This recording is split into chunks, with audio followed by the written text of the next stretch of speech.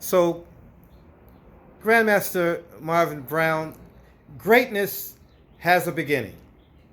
And we want to know about your beginnings up until today.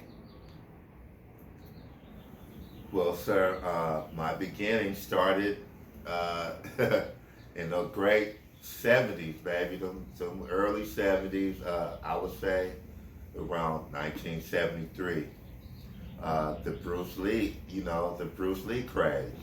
My friend and I, James Hood, uh, we used to catch the bus downtown to watch Bruce Lee.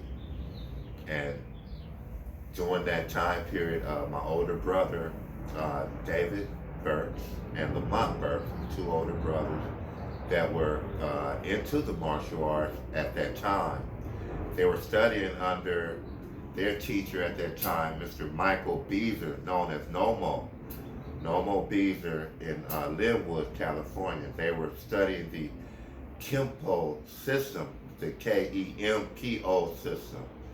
And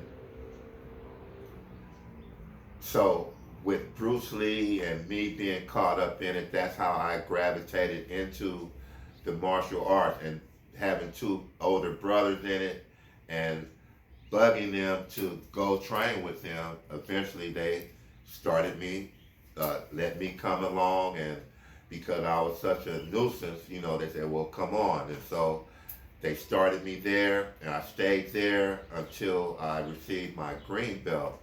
And I guess you can say I kind of went rogue after that for a few years. And then my great cousin, Senior Grandmaster Craig Smith, I knew he was in the martial arts, but I didn't know he was in it to the magnitude that I found out he was into it.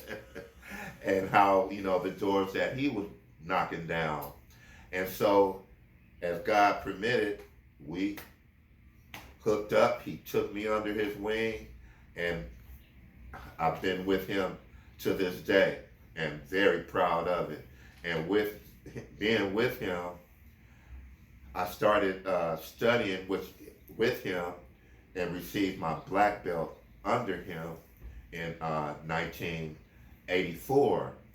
And at that time, when I got his blessing to start instructing, I started what was then called the Backyard Boogie Boys. And so that consisted of family members, nieces, nephews, and then it evolved to eventually my college team, football teammates trusted me to instruct them. And then that's how I started instructing. And from there, teaching them the turn point fighting, and then we started competing because I did compete as well. And from that, we just started transitioning, and Senior Grandmaster Craig Smith started the OWA uh, uh, association, and then we evolved into the OWA.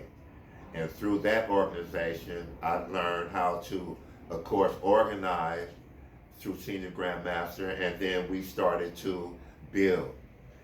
The focus went from the Backyard Boogie Boys to the OWA, excuse me, and then where we we started having champions on the international scene and on the actual circuit scene. It's right here at the ISP, and we're very proud of that. And from that transition, from the Backyard Boogie Boys, evolved into the Institute of Strategic Principles.